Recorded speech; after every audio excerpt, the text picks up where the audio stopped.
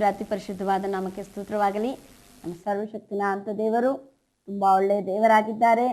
ನಮ್ಮನ್ನು ಆತನು ತನ್ನ ಪ್ರಾಣದಷ್ಟು ಪ್ರೀತಿ ಮಾಡ್ತಾ ಇದ್ದಾರೆ. ನಾವೊಂದು ಪ್ರಾರ್ಥನೆ ಮಾಡಿಕೊಂಡು ವಾಕ್ಯದ ಭಾಗಕ್ಕೆ ನಾವು ಬರುವವರಾಗಿರೋಣ. ಪರಿಶುದ್ಧಾತ್ಮನೇ, ಈ ವೇಳೆಯಲ್ಲಿ ಸ್ವಾಮಿ, ನೀನು ನಮಗೆ ಕಲಿಸಿಕೊಡುವಂತಹ ಎಲ್ಲ ಉತ್ತಮವಾದ ಮಾತುಗಳನ್ನು ಕಲಿತುಕೊಂಡು ನಿನ್ನ ದೃಷ್ಟಿಗೆ ಯೋಗ್ಯರಾಗಿ ಕಾಣಿಸಲ್ಪಡುವುದಕ್ಕೆ ಪ್ರಯಾಸ ಪಡುವುದಕ್ಕೆ ಸಹಾಯ ಮಾಡಬೇಕೆಂಬುದಾಗಿ ಪ್ರಾರ್ಥಿಸುತ್ತೇವೆ ತಂದೆ. ಆಮೇನ್.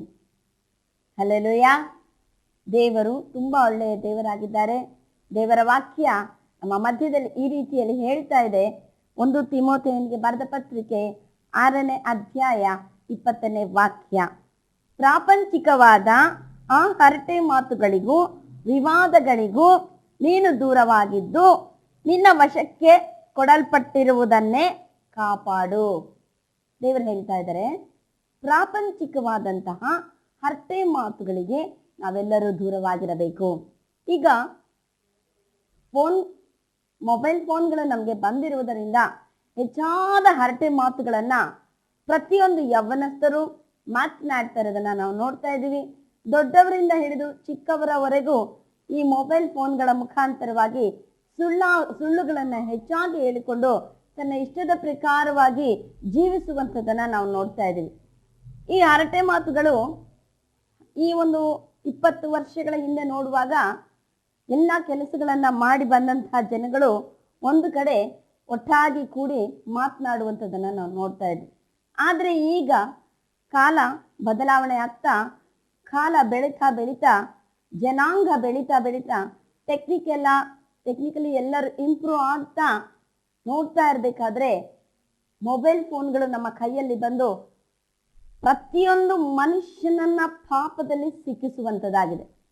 ದೇವರ ವಾಕ್ಯ ಹೇಳ್ತಾ ಇದೆ, ಪ್ರಾಪಂಚಿಕವಾದಂತಹ ಹರಟೆ ಮಾತುಗಳಿಗೆ ನೀನು ದೂರವಾಗಿರು, ಹತ್ತಿರವಾಗಿರುವಂತ ದೇವರು ನಮಗಿಲ್ಲಿ ಹೇಳ್ತಾ ಇಲ್ಲ. ಅಷ್ಟೇ ಅಲ್ಲದೆ ದೇವರು ಹೇಳ್ತಾ ಇದ್ದಾರೆ, ನಿನ್ನ ವಶಕ್ಕೆ ಕೊಟ್ಟಿರುವುದನ್ನೇ ಕಾಪಾಡು. ನಿನ್ನ ವಶಕ್ಕೆ ಏನು ಕೊಟ್ಟಿದೆ? ನಾವು 2 ತಿಮೋಥೆಯನಿಗೆ ಬರೆದ ಪತ್ರಿಕೆ 1ನೇ ಅಧ್ಯಾಯ 14ನೇ ವಾಕ್ಯ ಓದೋಣ. ನಿನ್ನ ವಶಕ್ಕೆ ಕೊಡಲ್ಪಟ್ಟಿರುವುದನ್ನು ಶ್ರೇಷ್ಠವೆಂದು ತಿಳಿದು ನಮ್ಮಲ್ಲಿ ವಾಸವಾಗಿರುವ ಪವಿತ್ರಾತ್ಮನ ಮೂಲಕ ಕಾಪಾಡು. ಏನು ಕೊಡಲ್ಪಟ್ಟಿದೆ ನಿನ್ನ ವಶಕ್ಕೆ? ಮಾತನಾಡುವ ರೀತಿಯನ್ನು ಕೊಡಲ್ಪಟ್ಟಿದೆಯಾ? ಅದನ್ನ ಪರಿಶುದ್ಧಾತ್ಮನಿಂದ ನೀನು ಕಾಪಾಡಿಕೊಳ್ಳಬೇಕು. ಬೋಧಿಸುವಂತಹ ಒಂದು ಕೃಪೆಯನ್ನು ನಿನಗೆ ಕೊಡಲ್ಪಟ್ಟಿದೆಯಾ ನಿನ್ನ ವಶಕ್ಕೆ? ಅದನ್ನ ಪರಿಶುದ್ಧಾತ್ಮನ ಮುಖಾಂತರ ಕಾಪಾಡಿಕೊಳ್ಳೋದಕ್ಕೆ ನೀನು ಪ್ರಯತ್ನ ಮಾಡಬೇಕು. ನಿನ್ನ ವಶಕ್ಕೆ ಕೊಡಲ್ಪಟ್ಟಿರುವುದು ಬಾಯಿ ಮಾತಾಗಿದೆ. ಆ ಬಾಯಿ ಮಾತು ಪರಿಶುದ್ಧಾತ್ಮನಿಂದ ಕೂಡಿದುದಾಗಿ ಬರಬೇಕು. ನಿನ್ನ ಮಾತಿನ ಮುಖಾಂತರ ಪ್ರತಿಯೊಬ್ಬರನ್ನ ನೀನು ಬದುಕಿಸಬೇಕು. ನಿನ್ನ ಮಾತಿನ ಮುಖಾಂತರ ನೀನು ಪ್ರತಿಯೊಬ್ಬರನ್ನ ಒಳ್ಳೆ ಮಾರ್ಗದಲ್ಲಿ ನಡೆಸುವಂತಹ ಒಂದು ಉತ್ತಮವಾದಂತಹ ಮಾರ್ಗದರ್ಶಿ ನೀನಾಗಿರ್ಬೇಕು. ದೇವರು ನಮ್ಮ ಮಧ್ಯದಲ್ಲಿ ಮಾತನಾಡ್ತಾ ಇದ್ದಾರೆ, ಪರಿಶುದ್ಧಾತ್ಮನ ಮುಖಾಂತರ ನಿನ್ನ ವಶಕ್ಕೆ ಕೊಡಲ್ಪಟ್ಟಿರುವುದನ್ನ ನೀನು ಕಾಪಾಡುವಂತ ಯಾವ ರೀತಿಯಲ್ಲಿ ನೀನು ಇದೆಯಾ ಇವತ್ತು?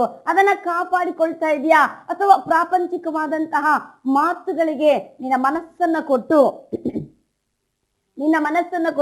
ನಿನ್ನ ಇಷ್ಟಾನುಸಾರವಾಗಿ ನೀನು ಜೀವಿಸ್ತಾ ಇದೆಯಾ? ಯಾವ ರೀತಿಯಲ್ಲಿ ಇದೆಯಾ? ಪರಿಶುದ್ಧಾತ್ಮನ ನಮಗೆ ಯಾವಾಗಲೂ ಸಹಾಯಕವಾಗಿ ನಿಲ್ಲುವಂತ ದೇವರಾಗಿದ್ದಾರೆ. ಆ ಪರಿಶುದ್ಧಾತ್ಮನ ಸಹಾಯವನ್ನ ನೀನು ಯಾಕೆ ಸರಿಯಾದ ರೀತಿಯಲ್ಲಿ ನೀನು ತೆಗೆದುಕೊಳ್ತಾ ಇಲ್ಲ? ಪರಿಶುದ್ಧಾತ್ಮನು ನಮ್ಮ ಜೊತೆಯಲ್ಲಿದ್ದಾನೆ, ನಮ್ಮ ಆತ್ಮದೊಟ್ಟಿಗೆ ಇದ್ದಾನೆ. ನಮ್ಮ ಆತ್ಮದೊಟ್ಟಿಗೆ ಇರುವಂತಹ ಪರಿಶುದ್ಧಾತ್ಮನನ್ನ ನೀನು ಕೇಳು. ನಿನ್ನ ಎದುರುಗಡೆ ಯಾರಾದ್ರೂ ಪ್ರಾಪಂಚಿಕವಾದ ಹರಟೆ ಮಾತುಗಳನ್ನ ಮಾತನಾಡಿ ನಿನಗೆ ಕೊಟ್ಟಿರುವಂತಹ ಅತ್ಯಮೂಲ್ಯವಾದ ಸಮಯವನ್ನ ವ್ಯರ್ಥ ಮಾಡ್ತಾ ಇದ್ದಾರಾ? ಆ ಸಮಯವನ್ನ ಉತ್ತಮವಾಗಿ ಉಪಯೋಗಿಸಿಕೊಳ್ಳುವುದಕ್ಕೆ ಪರಿಶುದ್ಧಾತ್ಮನ ಸಹಾಯ ಕೇಳು. ಪರಿಶುದ್ಧಾತ್ಮನೇ, ಈ ಹರಟೆ ಮಾತಿನಿಂದ ನನಗೆ ಬಿಡುಗಡೆ ಕೊಡು ಅಂತ ಕೇಳುವಾಗ ಪರಿಶುದ್ಧಾತ್ಮನ ನಮ್ಮ ಜೊತೆಯಲ್ಲಿದ್ದು ಕಾರ್ಯ ನಡೆಸುವಂತಹ ದೇವರಾಗಿದ್ದಾರೆ. ಹಾಗಿದ್ದಲ್ಲಿ ಪರಿಶುದ್ಧಾತ್ಮನ ಮುಖಾಂತರವಾಗಿ ಕಾಪಾಡಿಕೊಳ್ಳಬೇಕಾಗಿದೆ. ದೇವರ ವಾಕ್ಯ ಹೇಳ್ತಾ ಇದೆ, 2 ತಿಮೋಥೆಯನಿಗೆ ಬರೆದ ಪತ್ರಿಕೆ 2ನೇ ಅಧ್ಯಾಯ 3ನೇ ವಾಕ್ಯ. ಕ್ರಿಸ್ತ ಯೇಸುವಿನ ಒಳ್ಳೆ ಸೈನಿಕನಂತೆ ನನ್ನೊಂದಿಗೆ ಶ್ರಮೆಯನ್ನು ಅನುಭವಿಸು. ಯಾವ ರೀತಿಯಲ್ಲಿ ಇರ್ಬೇಕಂತ ನಾವು? ಕ್ರಿಸ್ತ ಯೇಸುವಿನ ಒಳ್ಳೆ ಸೈನಿಕನಂತೆ. ಯೇಸು ಕ್ರಿಸ್ತನಿಗೆ ನಾವೆಲ್ಲರೂ ಸೈನಿಕರಾಗಿದ್ದೀವಿ. ಯೇಸು ಕ್ರಿಸ್ತನಿಗೆ ನಾವೆಲ್ಲರೂ ಒಳ್ಳೆಯ ಸೈನಿಕರಾಗಿ ಹೋರಾಡ್ಬೇಕು. ಯಾವ ಹೋರಾಟ, ಯಾವ ಶ್ರಮೆಯನ್ನ ಅನುಭವಿಸು ಅಂತ ಹೇಳ್ತಾ ಇದ್ದಾರೆ ದೇವರು. ಪಾಪದಿಂದ ಹೊರಗಡೆ ಬರುವಂತಹ ಒಂದು ಶ್ರಮೆ, ಪರಿಶುದ್ಧತೆಯನ್ನ ಕಾದುಕೊಳ್ಳುವಂತಹ ಒಂದು ಶ್ರಮೆ. ಪರಿಶುದ್ಧವಾಗಿ ನಾವಿರ್ಬೇಕು ಅಂತ ಹೇಳಿದ್ರೆ ಪ್ರಪಂಚ ನಮ್ಮನ್ನ ಬಿಡಲ್ಲ. ಬಾಯಿ ಮಾತಿನಿಂದನೇ ನಮ್ಮನ್ನ ಸೋಲಿಸ್ತಾ ಇರುತ್ತೆ, ಹರಟೆ ಮಾತುಗಳಿಂದಲೇ ನಮ್ಮ ಸಮಯವನ್ನ ಕಳತನ ಮಾಡ್ತಾ ಇರುತ್ತೆ, ಬೇಡವಾದ ಮಾತುಗಳಿಂದಲೇ ನಮ್ಮನ್ನ ತಪ್ಪಾದ ಮಾರ್ಗಕ್ಕೆ ಎಳ್ಕೊಂಡು ಹೋಗುವಂತ ಪ್ರಯಾಸ ಈ ಪ್ರಪಂಚದಲ್ಲಿರುವಂತಹ ಮನುಷ್ಯರ ಮುಖಾಂತರವಾಗಿ ದುರಾತ್ಮ ಶಕ್ತಿ ಅವಕಾಶ ತೆಗೆದುಕೊಳ್ತಾ ಇದೆ. ನಾವು ಹೋರಾಡಬೇಕು, ಆ ದುಷ್ಟ ಶಕ್ತಿಯ ಮೇಲೆ ಜಯವನ್ನು ಹೊಂದಿಕೊಳ್ಳಬೇಕು, ನಾವು ಹೋರಾಟ ಮಾಡಬೇಕು, ನಾವು ಶ್ರಮೆಯನ್ನ ಅನುಭವಿಸ್ಬೇಕು. ನಾನು ನನ್ನ ಪರಿಶುದ್ಧತೆಯನ್ನ ಕಳೆದುಕೊಳ್ಳುವುದಕ್ಕೆ ನಾನು ಬಿಟ್ಕೊಡೋದಿಲ್ಲ, ನನ್ನ ಪರಿಶುದ್ಧತೆಯನ್ನ ನಾನು ಪವಿತ್ರಾತ್ಮನ ಮುಖಾಂತರವಾಗಿ ನಾನು ಕಾದುಕೊಳ್ತೇನೆ ಅನ್ನುವಂತ ಒಂದು ದೃಢವಾದಂತಹ ತೀರ್ಮಾನ ನಮ್ಮೊಳಗಡೆ ಬರಬೇಕು. ನಮ್ಮ ಪರವಾಗಿ ತೀರ್ಮಾನವನ್ನ ಹೊರಗಡೆ ಇರುವಂತಹ ವ್ಯಕ್ತಿ ಮಾಡೋದಿಲ್ಲ. ನಮ್ಮ ಪರವಾಗಿ ತೀರ್ಮಾನವನ್ನ ನನ್ನ ಹೆತ್ತ ತಂದೆ ತಾಯಿ ಮಾಡೋದಕ್ಕೆ ಸಾಧ್ಯ ಇಲ್ಲ. ನಮ್ಮ ಪರವಾಗಿ ತೀರ್ಮಾನವನ್ನ ಮಕ್ಕಳು ಮಾಡೋದಕ್ಕೆ ಸಾಧ್ಯವಿಲ್ಲ. ನಮ್ಮ ಪರವಾಗಿ ತೀರ್ಮಾನವನ್ನ ನನ್ನನ್ನು ಪ್ರೀತಿ ಮಾಡುವಂತ ವ್ಯಕ್ತಿಗಳು ಮಾಡೋದಕ್ಕೆ ಸಾಧ್ಯ ಇಲ್ಲವೇ ಇಲ್ಲ. ನಮ್ಮ ಪರವಾಗಿ ತೀರ್ಮಾನ ನಮ್ಮ ಸಭಾ ಬೋಧಕರು ಮಾಡೋದಕ್ಕೆ ಸಾಧ್ಯ ಇಲ್ಲ. ನಮ್ಮ ತೀರ್ಮಾನವನ್ನ ನಾವೇ ಮಾಡಬೇಕು. ನಿಮ್ಮ ತೀರ್ಮಾನವನ್ನ ನೀವೇ ಮಾಡಬೇಕು. ನಿಮ್ಮ ತೀರ್ಮಾನಗಳು ಯಾವ ರೀತಿಯಲ್ಲಿ ಇರ್ಬೇಕು ಅಂತ ಹೇಳಿದ್ರೆ, ನಾನು ಯೇಸು ಕ್ರಿಸ್ತನ ಸೈನಿಕಳಂತೆ, ನಾನು ಯೇಸು ಕ್ರಿಸ್ತನ ಸೈನಿಕನಂತೆ ನಾನು ಶ್ರಮೆಯನ್ನು ನಾನು ಅನುಭವಿಸುತ್ತೇನೆ, ನನ್ನ ಪರಿಶುದ್ಧತೆಯನ್ನ ಕಾದುಕೊಳ್ಳುತ್ತೇನೆ, ಹತ್ತೆ ಮಾತುಗಳಿಗೆ ನನ್ನನ್ನು ನಾನು ದೂರ ಮಾಡಿಕೊಳ್ಳುತ್ತೇನೆ. ಆ ಒಂದು ತೀರ್ಮಾನ ನಿಮ್ಮಲ್ಲಿ ಬರಬೇಕು. ಆ ತೀರ್ಮಾನ ನಿಮ್ಮಲ್ಲಿ ಬರುವಾಗ ಹೃದಯದಲ್ಲಿ ತೀರ್ಮಾನ ತೆಗೆದುಕೊಂಡ್ರೆ ಸಾಕು, ಖಂಡಿತವಾಗ್ಲೂ ನನ್ನ ಕರ್ತನು ಆತನನ್ನು ಕರೆಯುವವರಿಗೆ ಹತ್ತಿರವಾಗಿ ಇರ್ತಾನೆ, ಆತ ಸಹಾಯ ಮಾಡೇ ಮಾಡ್ತಾನೆ. ನನ್ನ ದೇವರು ಈ ದಿನದವರೆಗೂ ನೀವು ಕೇಳಿದಂತಹ ಪ್ರತಿಯೊಂದು ವಿಚಾರದಲ್ಲಿ ಜಯವನ್ನ ಕೊಟ್ಟಿದ್ದಾರೆ. ಎಷ್ಟೋ ಇಕ್ಕಟ್ಟಾದಂತಹ ಪರಿಸ್ಥಿತಿಗಳನ್ನ ದೇವರು ಬಿಡಿಸಿದ್ದಾರೆ. ಇನ್ನೂ ಉತ್ತರ ಕೊಡಬೇಕಾಗಿರುವಂತ ವಿಚಾರಗಳಿಗೆ ದೇವರ ಮುಖವನ್ನ ನೀವು ಅತ್ಯಾಸಕ್ತಿಯಿಂದ ಹಂಬಲದಿಂದ ಎದುರು ನೋಡ್ತಾ ಇದ್ದೀರಾ. ಆ ರೀತಿಯಲ್ಲಿ ದೇವರ ಹತ್ರ ನೀವೆಲ್ಲ ಆಶೀರ್ವಾದಗಳನ್ನ ಹೊಂದಿಕೊಳ್ತಾ ಇರ್ಬೇಕಾದ್ರೆ ಈ ಹರಟೆ ಮಾತುಗಳು ಕರ್ತನಿಂದ ನಿನ್ನನ್ನು ಇವತ್ತು ದೂರ ಮಾಡ್ತಾ ಇದೆ. ಈ ಕರ್ತನಿಂದ ನಿನ್ನನ್ನ ಆ ಹರಟೆ ಮಾತು ದೂರ ಮಾಡ್ತಾ ಇರ್ಬೇಕಾದ್ರೆ ಯೇಸು ಸ್ವಾಮಿ ನಮಗೆ ಬೇಕಾ, ಕರ್ತನು ನಮಗೆ ಬೇಕಾ, ಪರಿಶುದ್ಧಾತ್ಮನು ನಮಗೆ ಬೇಕಾ? ಹರಟೆ ಮಾತುಗಳಿಂದ ನೀನು ಹೊರಗಡೆ ಬರಬೇಕು. ನೀನು ಹೊರಗಡೆ ಬರುವುದಾದರೆ ಮಾತ್ರ ಕರ್ತನು ನಿನ್ನನ್ನ ಮಾನಿಸುವಂತಹ ದೇವರಾಗಿದ್ದಾರೆ, ಗೌರವಿಸುವಂತಹ ದೇವರಾಗಿದ್ದಾರೆ. ದೇವರ ವಾಕ್ಯವನ್ನು ಬಿಟ್ಟು ಎಡಕ್ಕಾದರೂ ಬಲಕ್ಕಾದರೂ ನಾವು ತಿರುಗೋದು ದೇವರಿಗೆ ಇಷ್ಟವಾದಂತಹ ಕಾರ್ಯ ಖಂಡಿತವಾಗಿಯೂ ಅಲ್ಲ. ದೇವರ ವಾಕ್ಯ ಹೇಳ್ತಾ ಇದೆ, 2 ತಿಮೋಥೆಯನಿಗೆ ಬರೆದ ಪತ್ರಿಕೆ 2ನೇ ಅಧ್ಯಾಯ 15ನೇ ವಾಕ್ಯ, ನೀನು ದೇವರ ದೃಷ್ಟಿಗೆ ಯೋಗ್ಯನಾಗಿ ಕಾಣಿಸಿಕೊಳ್ಳುವುದಕ್ಕೆ ಪ್ರಯಾಸ ಪಡು. ನೀನು ದೇವರ ದೃಷ್ಟಿಗೆ ಯೋಗ್ಯವಾಗಿ ಕಾಣಿಸಬೇಕು. ಯೇಸು ಕ್ರಿಸ್ತನು ನಿನ್ನನ್ನು ನೋಡುವಾಗ, ನಿನ್ನ ಹೃದಯವನ್ನ ನೋಡುವಾಗ, ನಿನ್ನ ಮನಸ್ಸನ್ನ ನೋಡುವಾಗ, ನಿನ್ನ ಆಲೋಚನೆಯನ್ನ ನೋಡುವಾಗ, ನಿನ್ನ ನಡವಳಿಕೆಯನ್ನು ನೋಡುವಾಗ, ಯೋಗ್ಯ ಮಗನು, ಯೋಗ್ಯ ಮಗಳು, ನನಗೆ ಯೋಗ್ಯವಾದಂತಹ ಮಗನು, ನನಗೆ ಯೋಗ್ಯವಾದಂತಹ ಮಗಳು ಅಂತ ನಮ್ಮ ಪರವಾಗಿ ಸರ್ವಶಕ್ತನಾದ ದೇವರು ಉತ್ತಮವಾದ ಸಾಕ್ಷಿಯನ್ನ ಪ್ರಕಟಪಡಿಸಬೇಕು. ಆ ರೀತಿಯಲ್ಲಿ ಕರ್ತನಿಂದ ಒಂದು ಉತ್ತಮವಾದ ಸಾಕ್ಷಿ ನಮ್ಗೆ ಪ್ರಕಟವಾಗಬೇಕು ಅಂತ ಹೇಳಿದ್ರೆ ನಮ್ಮ ಪ್ರಯಾಸ ಇರಬೇಕು. ದೇವ್ರೆ ನೀನೇ ನನ್ನನ್ನ ಶುದ್ಧ ಮಾಡು, ಯೇಸುವೆ ನೀನೇ ನನ್ನ ನಡೆಸು ಅಂತ ನಾವು ಒಪ್ಪಿಸಿಕೊಡುವಂತಹ ದೇವರ ಮಕ್ಕಳಾಗಿರ್ಬೇಕು. ಅದರೊಟ್ಟಿಗೆ ದೇವರು ನಡೆಸುವುದರೊಟ್ಟಿಗೆ ನಮ್ಮ ಪ್ರಯಾಸ ಯಾವಾಗಲೂ ಅರ್ಧ ಭಾಗ ಇರಲೇಬೇಕು. ದೇವರು 50% ಕಾರ್ಯ ನಡೆಸುತ್ತಾರೆ, ನಾವು 50% ಕೆಲಸ ಮಾಡಬೇಕು. ಆ 50% ನಾನು ಕೆಲಸ ಮಾಡುವಾಗ ಮಾತ್ರನೇ ದೇವರಿಂದ ನಮಗೆ ಮಿಕ್ಕಿದಂತಹ 50% ಕೆಲಸ ಆಗೋದಕ್ಕೆ ಸಾಧ್ಯ. ನಾನು ಮನಸ್ಸು ಮಾಡುವುದಾದರೆ ಮಾತ್ರನೇ ನಾನು ದೇವರ ದೃಷ್ಟಿಗೆ ಯೋಗ್ಯವಾಗಿ ಕಾಣಿಸುವುದಕ್ಕೆ ಸಾಧ್ಯ. ನನ್ನ ಪರವಾಗಿ ಯೇಸು ಕ್ರಿಸ್ತನ ತೀರ್ಮಾನ ತೆಗೆದುಕೊಳ್ಳೋದಿಲ್ಲ, ನನ್ನ ಪರವಾಗಿ ನಾನೇ ತೀರ್ಮಾನ ತೆಗೆದುಕೊಂತೇನೆ. ನಿಮ್ಮ ಪರವಾಗಿ ನೀವು ಯೋಗ್ಯರಾಗಿ ಕಾಣಿಸಬೇಕೆಂತಲೂ ನೀವೇ ತೀರ್ಮಾನ ತೆಗೆದುಕೊಳ್ಳಬೇಕೇ ವಿನಃ ನಿಮ್ಮ ಪರವಾಗಿ ಯೇಸು ಕ್ರಿಸ್ತನು ತೀರ್ಮಾನ ಮಾಡಲ್ಲ. ಯಾಕೆ ಅಂತ ಹೇಳಿದ್ರೆ ದೇವರು ನಿಮಗೆ ಸ್ವ ಇಚ್ಛೆ ಅನ್ನೋದನ್ನ ಕೊಟ್ಟಿದ್ದಾರೆ. ನಿಮಗೆ ಇಷ್ಟದ ಪ್ರಕಾರವಾಗಿ, ಅಂದ್ರೆ ಒಳ್ಳೆ ಮಾರ್ಗ ಇದೆ, ಕೆಟ್ಟ ಮಾರ್ಗ ಇದೆ, ಒಳ್ಳೆ ಚಾನಲ್ಗಳಿದೆ, ಬೇರೆ ಚಾನಲ್ಗಳು ಇದೆ. ರಿಮೋಟ್ ನಿಮ್ ಕೈನಲ್ಲಿದೆ. ಯಾವ್ದನ್ನ ನೀವು ತಿರುಗಿಸ್ತೀರೋ ಅದು ನಿಮ್ಮ ಕಣ್ಣು ನೋಡುತ್ತೆ. ಕೆಟ್ಟ ಚಾನಲ್ಗಳ ನಿಮ್ಮ ರಿಮೋಟ್ ತಿರುಗಿಸ್ತೀರಾ, ಅದು ನಿಮ್ಮ ಸ್ವ ಇಚ್ಛೆ, ನಿಮಗೆ ಕೊಟ್ಟಿರುವಂತಹ ಒಂದು ಸ್ವಾತಂತ್ರ್ಯ. ಆದ್ರೆ ನೀವು ನಾನು ಕರ್ತನಲ್ಲಿ ಬೆಳಿಬೇಕು ಅನ್ನುವಂತ ಒಂದು ಉದ್ದೇಶದಿಂದ ಈ ಒಂದು ಲೈವ್ ಟಿವಿಗಳನ್ನ ನೀವು ಆನ್ ಮಾಡ್ತೀರಾ. ದೇವರು ಕೊಟ್ಟಿರುವಂತ ಚಾನೆಲ್ಗಳನ್ನ ನೀವು ಆನ್ ಮಾಡೋದಾದ್ರೆ ಖಂಡಿತವಾಗಿ ನೀನು ಯೋಗ್ಯವಾಗಿ ಕಾಣಿಸೋದಕ್ಕೆ ಸಹಾಯ ಆಗುತ್ತೆ. ನಿಮ್ಗೆ ಶ್ರಮೆ ಇರುತ್ತೆ, ಕಷ್ಟ ಇರುತ್ತೆ, ಇಕ್ಕಟ್ಟಿರುತ್ತೆ. ಬೇರೆ ಚಾನೆಲ್ಗಳನ್ನ ನೋಡಿದಿರಾ, ಬರೀ ಈ ಚಾನಲ್ಲೇ ನೋಡೋದಕ್ಕೆ ಇಕ್ಕಟ್ಟಾಗುತ್ತೆ, ಹೌದು. ಆದರೆ ಆ ಶ್ರಮೆಯಲ್ಲಿ ಒಂದು ಸಂತೋಷ ಇದೆ. ಆ ಒಂದು ಪರಿಶುದ್ಧತೆಯನ್ನ ಕಾಪಾಡಿಕೊಳ್ಳುವುದರಲ್ಲಿ ಒಂದು ಪ್ರತಿಫಲ ಇದೆ. ಬೇರೆದ್ರಲ್ಲಿ ಪ್ರತಿಫಲ ಇಲ್ಲ. ನಿಮಗೆ ಸ್ವ ಇಚ್ಛೆ ದೇವರು ಕೊಟ್ಟಿದ್ದಾರೆ. ಆ ಸ್ವ ಇಚ್ಛೆ ಮುಖಾಂತರವಾಗಿ ಕರ್ತನ ದೃಷ್ಟಿಗೆ ನೀನು ಯೋಗ್ಯವಾಗಿ ಕಾಣಿಸುವುದಕ್ಕೆ ನೀನೇ ಪ್ರಯಾಸ ಪಡಬೇಕು. ಆ ರೀತಿಯಲ್ಲಿ ಪ್ರಯಾಸ ಪಡುವಾಗ ಮಾತ್ರ ನಿನ್ನಲ್ಲಿ ಒಂದು ವ್ಯತ್ಯಾಸವು ಕಂಡು ಬರೋದಕ್ಕೆ ಸಾಧ್ಯ. ಆತ್ಮಿಕ ಜೀವಿತದಲ್ಲಿದ್ದೀವಿ, ಲೌಕಿಕವಾಗಿ ಇಲ್ಲ. ಲೌಕಿಕರಿಗೂ ಆತ್ಮಿಕರಿಗೂ ವ್ಯತ್ಯಾಸ ಇದೆ. ಇಷ್ಟ ಬಂದ ರೀತಿಯಲ್ಲಿ ಜೀವಿಸುವುದಕ್ಕೋಸ್ಕರ ಅಲ್ಲ ಯೇಸು ಸ್ವಾಮಿ ನಮ್ಮನ್ನ ಕರೆದಿರೋದು. ಆತನು ಹೇಳಿರುವ ಪ್ರಕಾರವಾಗಿ ಜೀವಿಸುವುದಕ್ಕೆ ಮಾತ್ರ ಕರೆದಿರೋದು. ನನ್ನ ಇಷ್ಟದ ಪ್ರಕಾರವಾಗಿ ನಾನು ಜೀವಿಸ್ತೀನಿ, ನನ್ನ ಮೂಗಿ ನೇರವಾಗಿ ನಾನು ಜೀವಿಸ್ತೀನಿ, ನನ್ನ ಆಲೋಚನೆ ಹೇಳಿದ ಪ್ರಕಾರವಾಗಿ ನಾನು ಇರ್ತೀನಿ ಅಂತ ಹೇಳಿದ್ರೆ ನೀವ್ಯಾರು ನಾವ್ಯಾರು ಇರೋದಕ್ಕೆ ಸಾಧ್ಯ ಇಲ್ಲ. ನಾವು ಕರ್ತನ ಚಿತ್ತದ ಮೇರೆಗೆ ಕರೆಯಲ್ಪಟ್ಟಿರುವಂತಹ ವ್ಯಕ್ತಿಗಳಾಗಿದ್ದೀವಿ. ನೀವು ದೇವರ ಚಿತ್ತದ ಮೇರೆಗೆ ಕರೆಯಲ್ಪಟ್ಟಂತ ಆಯ್ಕೆಯಾಗಿರುವಂತಹ ವ್ಯಕ್ತಿಗಳಾಗಿದ್ದೀರಾ. ಹಾಗಿದ್ನಲ್ಲಿ ಯೋಗ್ಯರಾಗಿ ಕಾಣಿಸಿಕೊಳ್ಳುವುದಕ್ಕೆ ಪ್ರಯಾಸ ಪಡಿರಿ. ಆಯ್ಕೆಯಾದವನೇ ಹೋರಾಟ ಮಾಡೋದು. ಆಯ್ಕೆಯಾದವನು ಯಾರು ಹೋರಾಟವನ್ನ ಮಾಡೋಲ್ಲ. ನೀನ್ ಆಯ್ಕೆ ಆಗಿದೀಯಾ, ನಿನ್ನ ಹೃದಯದಲ್ಲಿ ಗೊತ್ತಿದ್ಯಾ, ದೇವರು ನಿನ್ನನ್ನ ಕರೆದಿದ್ದಾರೆ ಅಂತ ನಿನಗೆ ಗೊತ್ತಿದ್ಯಾ, ಪ್ರಯಾಸ ಪಡು. ಶ್ರಮೆಯನ್ನ ಅನುಭವಿಸುವುದಕ್ಕೆ ಎದ್ದು ನಿಂತುಕೋ. ಈ ಲೋಕದಲ್ಲಿ ಸಿಕ್ಕುವಂತಹ ಶ್ರಮೆ ಪಾಪದ ಶ್ರಮೆಯಾಗಿದೆ. ಕರ್ತನಲ್ಲಿ ಸಿಕ್ಕುವಂತಹ ಶ್ರಮೆ, ಪರಿಶುದ್ಧತೆಯ ಶ್ರಮೆ ಉತ್ತಮವಾದ ಪ್ರತಿಫಲವನ್ನ ನಮ್ಮ ಜೀವಮಾನದಲ್ಲಿ ಪ್ರತಿಯೊಬ್ಬರಿಗೂ ಕೊಡುವಂಥದ್ದಾಗಿದೆ.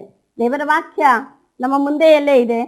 2 ತಿಮೋಥೆಯನಿಗೆ ಬರೆದ ಪತ್ರಿಕೆ 2ನೇ ಅಧ್ಯಾಯದಲ್ಲಿ 16ನೇ ವಾಕ್ಯ ಈ ರೀತಿಯಲ್ಲಿ ಹೇಳ್ತಾ ಇದೆ, ಪ್ರಾಪಂಚಿಕವಾದ ಆ ಹರಟೆ ಮಾತುಗಳಿಗೆ ದೂರವಾಗಿರು.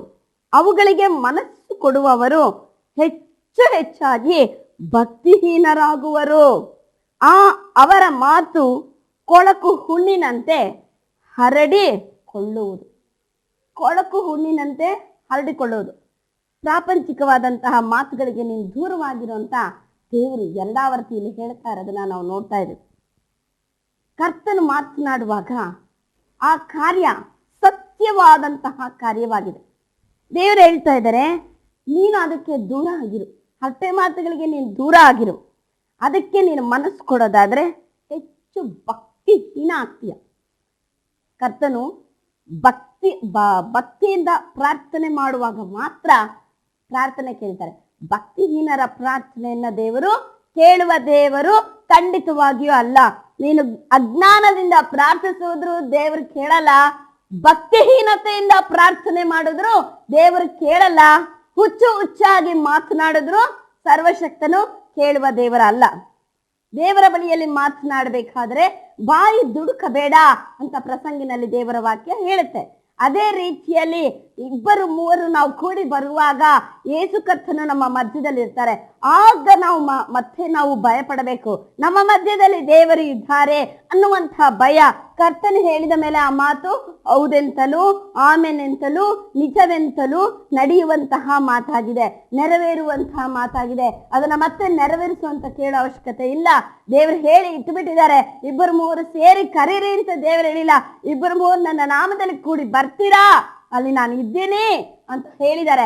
ಅದು ದೇವರು ಒಂದು ವಾರ್ನಿಂಗ್ ಆಗಿ ನಮಗೆ ಹೇಳಿದ್ದಾರೆ. ಆ ರೀತಿಯಲ್ಲಿ ವಾರ್ನಿಂಗ್ ಆಗಿ ಹೇಳಿರ್ಬೇಕಾದ್ರೆ ನಾವು ಕುಳಿತುಕೊಂಡು ಮತ್ತೊಂದು ವ್ಯಕ್ತಿಯ ಬಳಿಯಲ್ಲಿ ಮಾತನಾಡುವಾಗ ನಮ್ಮ ಮಧ್ಯದಲ್ಲಿ ದೇವರಿದ್ದಾರೆ ಅನ್ನುವಂಥದ್ದನ್ನ ನಾವು ಯಾವುದೇ ಕಾರಣಕ್ಕೂ ಮರೆಯೋದಕ್ಕೆ ಹೋಗ್ಬಾರ್ದು. ದೇವರ ವಾಕ್ಯ ಹೇಳುತ್ತೆ, ನಿನ್ನ ಹರಟೆ ಮಾತುಗಳಿಗೆ ನೀನು ಮನಸ್ಸು ಕೊಡ್ತೀಯಾ, ಆ ಹರಟೆ ಮಾತು ನಿನ್ನನ್ನ ದೇವರಿಂದ ದೂರ ಮಾಡುತ್ತೆ. ಭಕ್ತಿಹೀನ ಆಗ್ತೀಯ ನೀನು. ನಿನ್ನಲ್ಲಿ ಭಕ್ತಿ ಕಡಿಮೆ ಆಗುತ್ತೆ. ನಿನಗೆ ದೇವರಿಗೆ ಐಕ್ಯತೆ ಕಡಿಮೆ ಆಗುತ್ತೆ. ದೇವರಿಗೂ ನಿನಗೂ ಇರುವಂತಹ ಪ್ರೀತಿ ಕಡಿಮೆ ಆಗುತ್ತೆ. ಯಾವುದೇ ಕಾರಣಕ್ಕೂ ಯೇಸು ಕ್ರಿಸ್ತನನ್ನ ಕಳೆದುಕೊಂಡು ಜೀವಿಸುವಂತಹ ಜೀವನ ತುಂಬಾ ಕೆಳಮಟ್ಟವಾದಂತಹ ಜೀವನ ಆಗಿದೆ.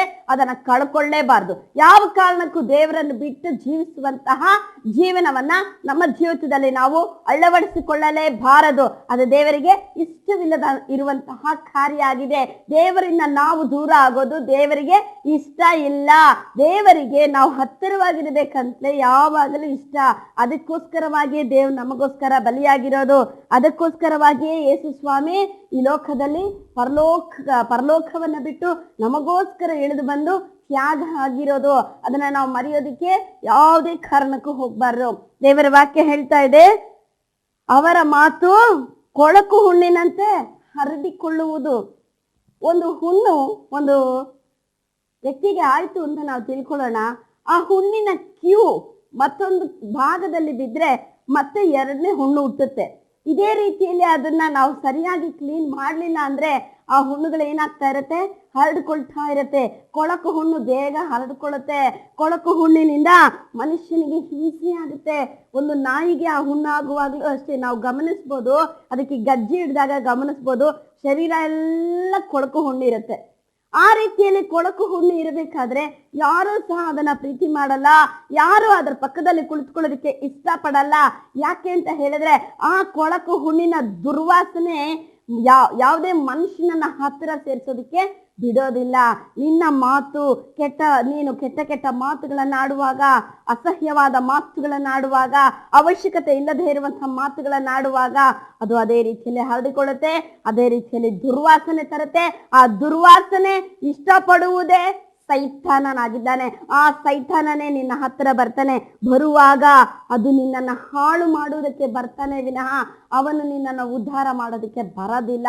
ಅವನಿಗೆ ಯಾವಾಗಲೂ ಕದ್ದುಕೊಳ್ಳುವುದಕ್ಕೂ, ಕೊಯ್ಯುವುದಕ್ಕೂ, ಹಾಳು ಮಾಡುವುದಕ್ಕೆ ಬರ್ತಾನೆ ವಿನಃ ರಕ್ಷಣೆ ನೀಡೋದಕ್ಕೆ ಬರೋದಿಲ್ಲ. ಪ್ರೀತಿಯ ದೇವರ ಮಕ್ಕಳೇ, ದಯವಿಟ್ಟು ನಿಮ್ಮ ಮಾತುಗಳನ್ನ ಬದಲಾವಣೆ ಮಾಡ್ಕೊಳ್ಳಿ. ದೇವರ ವಾಕ್ಯ ಹೇಳುತ್ತೆ, ನಾನು ಹೊತ್ತಿನಲ್ಲಿ ದೇವರ ವಾಕ್ಯ ಹೇಳುತ್ತೆ, ನಿನ್ನ ಬಾಯೆಂಬ ಕದಕ್ಕೆ ಕಾವಲಿಟ್ಟು ನೀನ್ ನಡಿಬೇಕು ಅಂತ. ನಾವ್ ಯಾವಾಗ್ಲೂ ದೇವ್ರನ್ನ ಕೇಳ್ಬೇಕು, ಸ್ವಾಮಿ ನನ್ನ ಬಾಯೆಂಬ ಕದಕ್ಕೆ ಕಾವಲಿಟ್ಟು ರಕ್ಷಿಸು ಅಂತ ಕೇಳ್ಬೇಕು. ನಮ್ಮ ಮಾತು ರಸವತ್ತಾಗಿ ಇಂಪಾಗಿ ಇರಬೇಕು. ನಮ್ಮ ಮಾತುಗಳು ಜೀವ ಕೊಡುವಂತಹ ಮಾತಾಗಿರ್ಬೇಕು. ನಮ್ಮ ಮಾತು ಸಂತೈಸುವಂತಹ ಮಾತಾಗಿರ್ಬೇಕು. ನಮ್ಮ ಮಾತು ಮತ್ತೊಬ್ಬರನ್ನ ಸತ್ಯ ಮಾರ್ಗದಲ್ಲಿ ಸೇರಿಸುವಂತಹ ಮಾತಾಗಿರ್ಬೇಕು. ನಮ್ಮ ಮಾತು ಕೇಳುವಂತಹ ವ್ಯಕ್ತಿಗಳು ಆತ್ಮರಕ್ಷಣೆಯನ್ನ ಹೊಂದಿಕೊಳ್ಳಬೇಕು. ನಮ್ಮ ಮಾತು ಕೇಳುವಂತಹ ವ್ಯಕ್ತಿಗಳಿಗೆ ನಮ್ಮ ಮೇಲೆ ಅಸಹ್ಯ ಬರಬಾರ್ದು. ನಮ್ಮ ಮಾತು ಕೇಳ್ತಾ ಇರ್ಬೇಕಾದ್ರೆ ಅವ್ರು ತಿಳ್ಕೊಳ್ಬೇಕು, ಇವರಿಗೆ ಈ ಜ್ಞಾನ ಎಲ್ಲಿಂದ ಬಂತು ಅಂತ ಅವ್ರು ಆಲೋಚನೆ ಮಾಡಬೇಕು. ಆ ರೀತಿಯಲ್ಲಿ ಜ್ಞಾನದಿಂದ ನಾವು ಮಾತನಾಡಬೇಕು, ವಿವೇಕದಿಂದ ಮಾತನಾಡಬೇಕು.